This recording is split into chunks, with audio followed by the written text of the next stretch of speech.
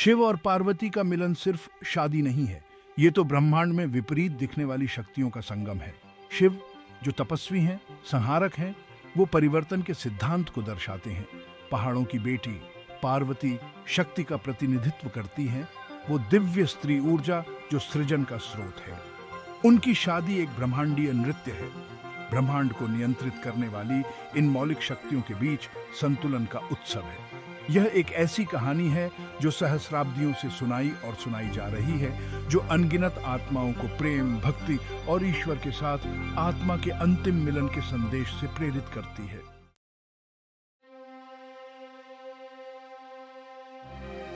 हिमालय के हृदय में, जहां बर्फ से ढकी चोटियां स्वर्ग को छूती हैं, एक अमर प्रेम कहानी सामने आती है।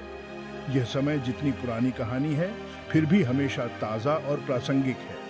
यह शिव और पार्वती की कहानी है, एक प्रेम कहानी जिसने सदियों से लाखों लोगों की कल्पना को मोहित किया है। यह एक ऐसी कहानी है जो मानव हृदय की गहरी तृष्णाओं से बात करती है, प्यार, स्वीकृति की लालसा और ईश्वर के साथ एक होने की इच्छा।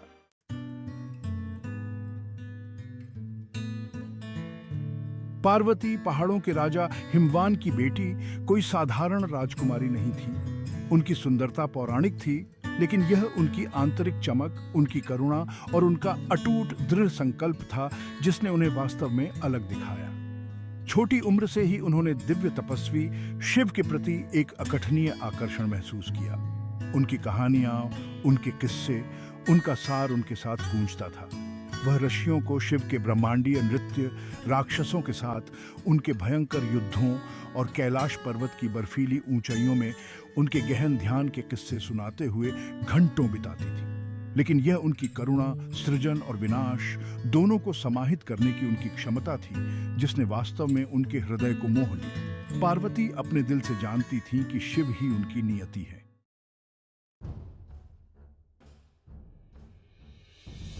शिव का हृदय जीतने के लिए दृढ़ संकल्पित पार्वती ने अपने पिता के महल के सुखों को त्याग दिया और हिमालय की एकांत गुफा में चली गई। यहाँ विशाल चोटियों और बर्फीली हवाओं के बीच उन्होंने गहन तपस्या की यात्रा शुरू की। साधारण हिरण की खाल पहने उन्होंने अपनी हर सांस, हर विचार शिव को समर्पित कर दिया।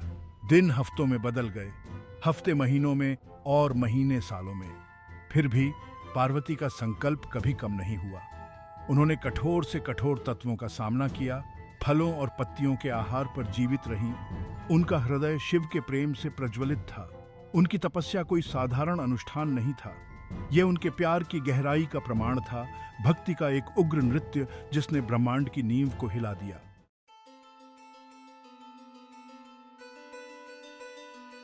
पार्वती की असाधारण तपस्या की बात देवी देवताओं और ऋषियों के कानों तक पहुंची। वे उनकी अटूट भक्ति, प्रेम के लिए ऐसी कठिनाइयों को सहने की उनकी क्षमता पर अचंभित थे। देवता भी उनके बलिदान से नतमस्तक थे, लेकिन शिव उदासीन ही रहे, अपने गहन ध्यान में लीन। वह पार्वती की भक्ति से अवगत थे, फिर भी उन्होंने यह सुनिश्चित करने के लिए कि उनका प्रेम शुद्ध और अटूट है, उनके संकल्प की परीक्षा लेना चुना। वह जानते थे कि उनका मिलन ब्रह्मांडीय महत्व का था और ऐसे बंधन के लिए अडिग शक्ति की नींव की आवश्यकता होती है।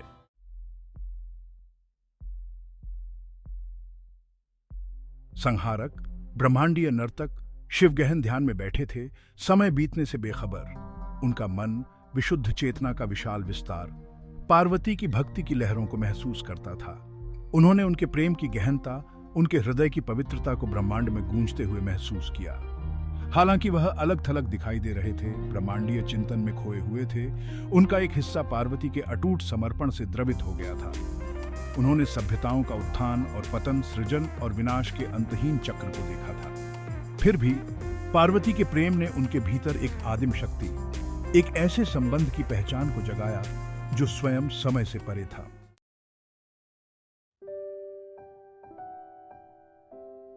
पार्वती की प्रतिबद्धता की गहराई को परखने के लिए शिव ने एक युवा सुंदर ऋषि के रूप में उनके सामने प्रकट होने का फैसला किया। वह एक तपस्वी के वेश में उनके पास पहुंचे। उनका हृदय मनोरंजन और प्रत्याशा के मिश्रण से भरा हुआ था। वह उनके संकल्प की शक्ति, उनके भीतर जलने वाली आग को प्रत्यक्ष रूप से देखना चाहते थे। पार्वती उनके सामने चल रहे दिव्य नाटक से अनजान खुले हाथों से अरश्य का स्वागत करती है। उन्होंने उन्हें फल और जल अर्पित किया। उनकी आंखें उनके आतिथ्य की गर्मजोशी को दर्शाती है।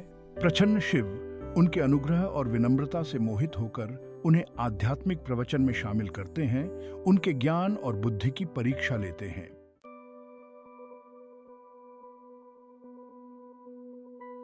पार्वती अपनी जन्मजात बुद्धिमत्ता और वर्षों की समर्पित अध्ययन के साथ ऋषि के प्रश्नों का स्पष्टता और अंतर्दृष्टि के साथ उत्तर देती हैं। उन्होंने शिव के प्रति अपने प्रेम के बारे में बात की, न कि एक साथी की लालसा के रूप में, बल्कि आत्माओं के मिलन के रूप में, एक ऐसा संघ जो ब्रह्मांड में संतुलन बहाल करने की कोशिश करता है। उनके शब्द उनकी भक्ति की शक्ति से भरे हुए शिव के वेश को भेद देते हैं। वह अब अपनी सच्ची रूप को छिपा नहीं सके। एक शानदार प्रकाश ने गुफा को घेर लिया और जब यह थम गया, शिव अपनी दिव्य महिमा में पार्वती के सामने खड़े थे।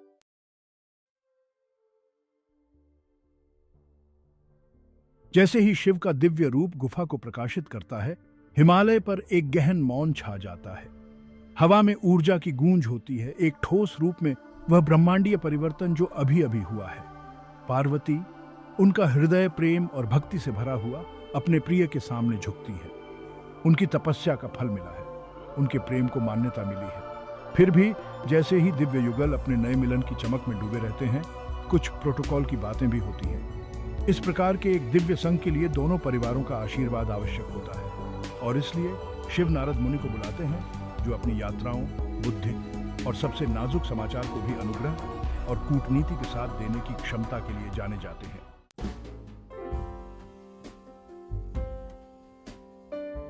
नारद इस खुशी की खबर को देने के लिए उत्साहित हिमवान के महल की ओर प्रस्थान करते हैं, जो पार्वती के पिता हैं। वह पर्वत राजा को अपने शानदार दरबार में पाते हैं, जो उनकी रानी, मैना और कई दिव्य प्राणियों से घिरे हुए हैं।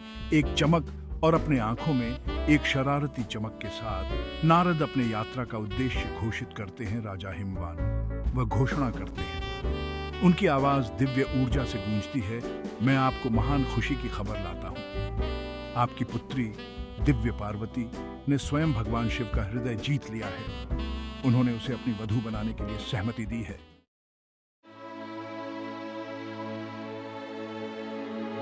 आश्चर्य की एक लहर दरबार में दौड़ गई। हिमवान और मैना ने एक दूसरे की ओर देखा। उनके चेहरे अविश्वास और उल्लास के मिश्रण से भरे हुए थे। उनकी बेटी, उनकी आंखों का तारा शिव, ब्रह्मांड के सबसे शक्तिशाली देवता की पत्नी बनने जा रही थी। हिमवान भावनाओं से अभिभूत होकर अपने सिंहासन से उठे। नारद मुनि, उन्होंने गरजते हुए कहा। उनकी आवाज पर्वतों की चोटियों से गूंज उठी। आपके शब्द हमारे दिलों को असीम आनंद से भर देते हैं। यह सोचना कि हमारी प्रिय बेटी को ऐसा सम्मान प्राप्त होगा। हम विनम्रता से भगवान शिव और पार्वती को अपना आशीर्वाद अर्पित करते हैं। उनकी एकता समस्त सृष्टि के लिए शांति और समृद्धि का युग लेकर आए।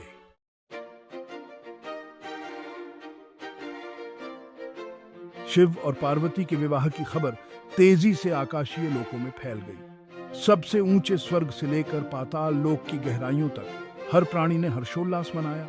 शिव और शक्ति का मिलन सार्वभौमिक उत्सव का कारण था।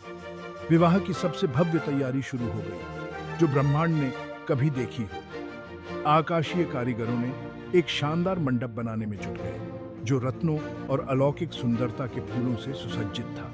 स्वर्गीय संगीतकारों ने अपने वाद्य यंत्रों को सुर में किया। शिव और पार्वती के मिलन का जश्न मनाने के लिए दिव्य धुनें रचने लगे।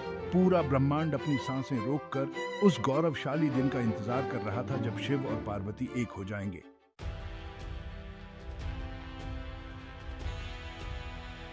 जैसे ही विवाह समारोह का निर्धारित समय निकट आया, ब्रह्मांड में एक उत्साह की लहर दौड़ गई। कैलाश पर्वत की पवित्र ढलानों पर शिव अपनी दुल्हन को प्राप्त करने के लिए तैयार हो रहे थे। लेकिन यह कोई साधारण दूल्हा नहीं था, और उनकी बारात भी कुछ ऐसी थी जिसे ब्रह्मांड ने पहले कभी नहीं देखा था। कल्पना कीजिए, एक ऐसा दृश्य जो सभी सांसारिक मानदंडों को चुनौती दे। एक ऐसा जुलूस जो हर पूर्व कल्पित धारणा को चुनौती दे। यह शिव की बारात थी, एक जंगली, अनियंत्रित अभिव्यक्ति उन ब्रह्मांडीय शक्तियों की जिन्हें वे मूर्त रूप देते थे। यह शक्ति का एक कच्चा, आंतरिक प्रदर्शन था, अस्तित्व की बहुत ही सार का उत्सव, जो अपनी तीव्रता में सुंदर और भयावह दोनों था।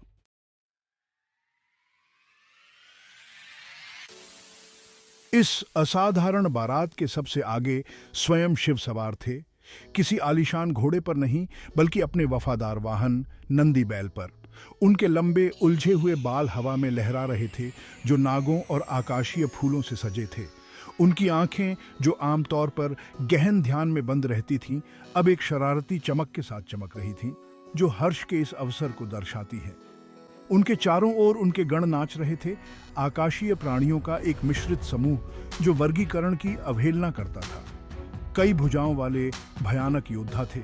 उनके शरीर खोपड़ी और हड्डियों से सजे हुए थे। कोमल आत्माएं थीं, उनके रूप हवा की तरह बदलते और बदलते रहते थे। ऐसे जीव थे जो वर्णन को धता बताते थे। उनका अस्तित्व ब्रह्मांड की असीम रचनात्मकता का प्रमाण था।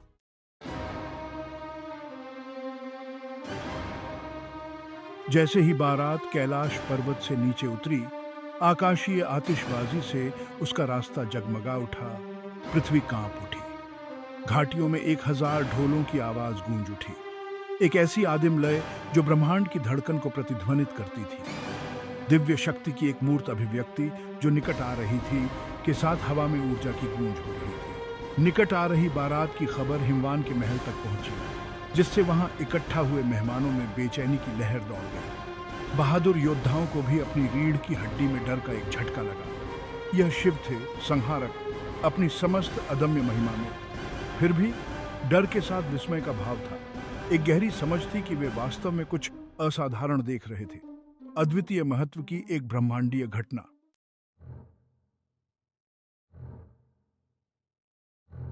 रानी मैना, पार्वती की मां, अपने सामने हो रहे तमाशे से विशेष रूप से घबरा गई थीं। उन्होंने एक भव्य बारात की कल्पना की थी, हाँ, लेकिन एक ऐसी जो उनके पहाड़ी राज्य की परिष्कृत संवेदनशीलता को दर्शाती हो। इस जंगली अदम्य प्रदर्शन ने उनके मन में एक अनिष्ट की भावना भर दी। मेरे प्रिय, क्या यह वास्तव में हमारी बेटी की शादी के लिए उचित है? ये जीव, ये बहुत असभ्य लगते हैं। हिमवान, हालांकि खुद बारात की असामान्यता से थोड़ा हैरान थे, उन्होंने अपनी पत्नी की बाह पर आश्वस्त करते हुए हाथ रखा। शांत हो जाओ मेरी प्यारी। भगवान शिव सांसारिक रीति रिवाजों से बंधे नहीं हैं। वह सृजन और विनाश की जंगली ताकतों के अवतार हैं। हमें भरोसा करना चाहिए कि हमारी बेटी जानती है कि वह क्या कर रही है।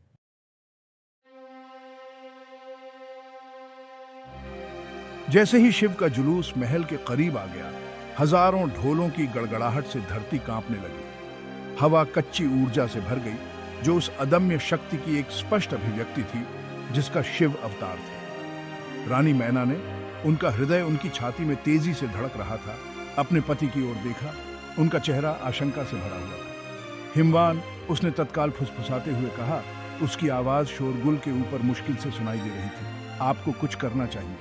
मैं अपनी बेटी को ऐसी अराजकता के अधीन नहीं देख सकता। ये जीव, ये दिव्य से ज्यादा राक्षसी लगते हैं।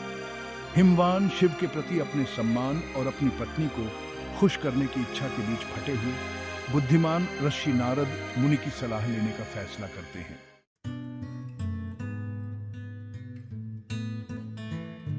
नारद बढ़ती बेचैनी के बीच एक शांत उपस्थिति, जानकार मुस्कान के साथ सामने आ रहे नाटक को देखते हुए चिंतित माता पिता के पास पहुंचे। राजा हिमवान, रानी मैना, उन्होंने कहा। उनकी आवाज बढ़ती बेचैनी के बीच एक शांत उपस्थिति थी। मैं आपकी चिंताओं को समझता हूं, लेकिन डरो मत। भगवान शिव असीम करुणा वाले प्राणी हैं। वह जानबूझकर कभी भी अपनी प्यारी पार्वती या उनके परिवार को कष्ट नहीं देंगे। लेकिन उनकी शक्ल, मैना ने शुरू किया, उसकी आवाज कांप रही थी। वो जीव, वे भयानक हैं। नारद धीरे से हंसे। दिखावे धोखा दे सकते हैं, रानी मैना, उन्होंने कहा। उनकी आंखें चमक रही थी। भगवान शिव का असली रूप मानव की समझ से परे है। वह अक्सर अपनी चमक को ढकना चुनते हैं ताकि जो लोग उन्हें देखते हैं वे अभिभूत ना हों।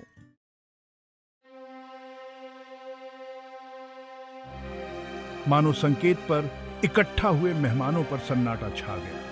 कर्कश ढोल बजाना अचानक बंद हो गया। उसकी जगह एक अलौकिक सन्नाटा छा गया। एंटिसिपेशन से भरी हवा में अनदेखी ऊर्जा की गूंज हो रही थी। शिव ने अपनी दुल्हन के परिवार की आशंका और मेहमानों की बेचैनी को भांपते हुए अपना असली रूप प्रकट करने का फैसला किया। वह नंदी से उतरे। उनकी चाल भयावह दिखने के बावजूद सहज और सुंदर थी। उनके शरीर से एक नरम सुनहरी रोशनी निकलने लगी जो हर पीपॉल के साथ तीव्र होती गई।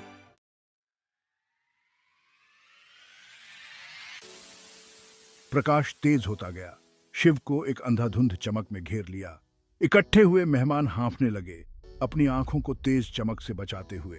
जब प्रकाश कम हुआ तो विस्मय का एक सामूहिक हाँफना भीड़ में गूंज उठा।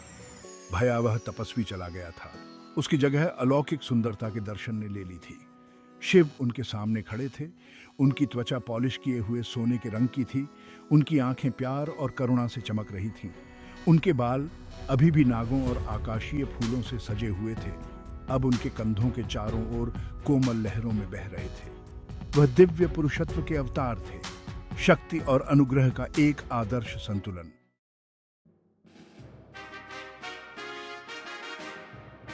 जैसे ही शिव, जो अब दिव्य सुंदरता के दर्शन थे, ने पार्वती की ओर अपना हाथ बढ़ाया, वहां उपस्थित सभी मेहमान सन्न रह गए। वह अपनी दुल्हन की पोशाक में दीप्तिमान, उसकी आंखें प्रेम और भक्ति से चमक रही थीं, ने अपना हाथ उनके हाथ में रख दिया। साथ में वे विवाह मंडप की ओर चल पड़े, जो आकाशीय कारीगरों द्वारा बनाया गया एक शानदार मंडप था, जो सुगंधित फूलों और झिलमिलाते रत्नों की मालाओं से सजा हुआ था। जैसे ही आकाशीय पुजारी स्वयं भगवान ब्रह्मा ने पवित्र समारोह शुरू किया, हवा प्रत्याशा से गूंज उठी। अगरबत्ती का धुआं हवा में घूम रहा था, अपने साथ अनगिनत प्राणियों की प्रार्थनाएं और आशीर्वाद ले जा रहा था। शंख और झप की आवाज से हवा भर गई, जिससे गहन पवित्रता का माहौल बन गया। यह कोई साधारण शादी नहीं थी, यह एक ब्रह्मांडीय मिलन था, दो दिव्य शक्तियों का विलय जो ब्रह्मांड की नियति को आकार देगा।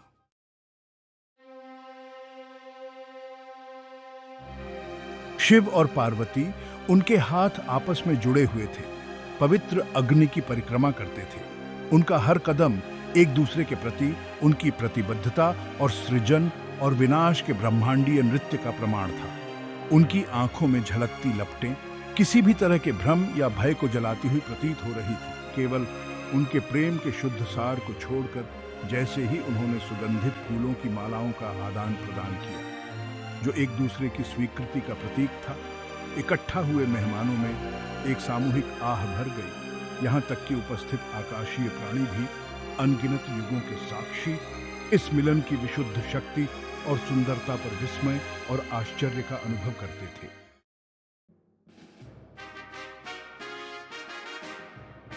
आकाशीय पुजारी, उनकी आवाज दिव्य अधिकार के साथ गूंज रही थी, ने पवित्र मंत्रों का जाप किया, दिव्य जोड़े पर ब्रह्मांड का आशीर्वाद दिया। उन्होंने उनके मिलन को विरोधों के विलय, शिव की परिवर्तनकारी शक्ति और पार्वती की जीवनदायिनी ऊर्जा के संतुलन के रूप में बताया।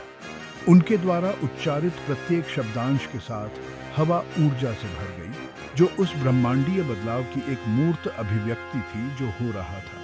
यह सिर्फ एक शादी नहीं थी, यह ईश्वर के दो पहलुओं का विलय था, एक ऐसा मिलन जो ब्रह्मांड के सामंजस्यपूर्ण कामकाज को सुनिश्चित करेगा।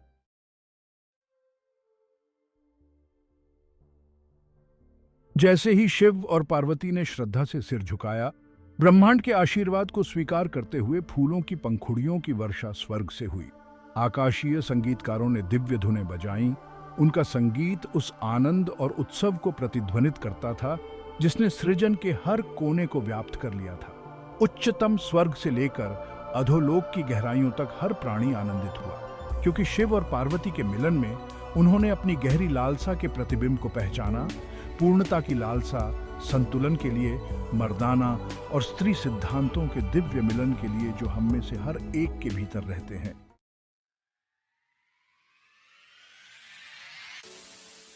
शिव और पार्वती की शादी पूरे ब्रह्मांड में गूंज उठी, जो प्रेम, भक्ति और प्रतीत होने वाली विपरीत शक्तियों के मिलन की शक्ति का प्रमाण थी। जैसे ही शिव और पार्वती पति पत्नी के रूप में कैलाश पर्वत पर लौटे, आकाशीय क्षेत्र हर्षोल्लास से भर गए। उनका मिलन केवल विवाह नहीं था, यह एक ब्रह्मांडीय नृत्य था जो शिव की परिवर्तनकारी ऊर्जा का पार्वती की जीवनदायिनी शक्ति के साथ विलय था। कला, गीत और शास्त्रों में सहस्राब्दियों से मनाया जाने वाला यह दिव्य मिलन प्रेरित और उत्थान करता रहता है। यह हमें याद दिलाता है कि कठोर के हृदय में गहन प्रेम की क्षमता होती है और भक्ति की गहराई में उस प्रेम को जगाने की शक्ति होती है। शिव और पार्वती हमेशा के लिए एक दूसरे से जुड़े हुए, सृजन और विनाश के शाश्वत नृत्य, स्वयं जीवन के उतार चढ़ाव का प्रतीक है। उनकी कहानी हमें याद दिलाती है कि प्रेम अपने शुद्धतम रूप में बदलने, ठीक करने और हमें ईश्वर के साथ जोड़ने की शक्ति रखता है। यह एक प्रेम कहानी है जो समय और स्थान से परे है, आशा और प्रेरणा का एक प्रकाश स्तंभ है जो सभी के लिए सच्चे मिलन की तलाश करते हैं, अपने भीतर और ब्रह्मांड के साथ। पीढ़ी दर पीढ़ी चली आ रही यह कहानी प्रेम और भक्ति की परिवर्तनकारी शक्ति की एक शक्तिशाली याद दिलाती है। यह हमें सिखाता है कि सच्चे प्यार की कोई सीमा नहीं होती है। यह सबसे कठोर हृदय को भी कोमल बनाने की शक्ति रखता है और मर्दाना और स्त्री का मिलन, यिन और यांग, ब्रह्मांड के सामंजस्यपूर्ण कामकाज के लिए आवश्यक है। शिव और पार्वती के विवाह की कहानी हमें अपने भीतर संतुलन तलाशने, प्रेम की परिवर्तनकारी शक्ति को अपनाने और सभी सृजनों के केंद्र में निहित दिव्य मिलन का जश्न मनाने के लिए प्रेरित करती रहे। उनकी कहानी सिर्फ एक मिथक नहीं है, यह एक दर्पण है जो दिव्य मिलन की क्षमता को दर्शाता है जो हम में से प्रत्येक के भीतर मौजूद है। यह हमें आत्मखोज की अपनी यात्रा शुरू करने, प्रेम, भक्ति और दृढ़ता के गुणों को विकसित करने और अपने भीतर और अपने चारों ओर ईश्वर की तलाश करने के लिए प्रोत्साहित करता है। क्योंकि शिव और पार्वती के मिलन में हम पूर्णता के लिए अपनी क्षमता की एक झलक देखते हैं, हमारे प्रतीत होने वाले विपरीत स्वभावों के सामंजस्यपूर्ण मिश्रण के लिए और ईश्वर के साथ अंतिम मिलन के लिए। लाइक और सब्सक्राइब करना ना भूलें। वीडियो अच्छा लगा तो अपने दोस्तों के साथ शेयर भी जरूर करें।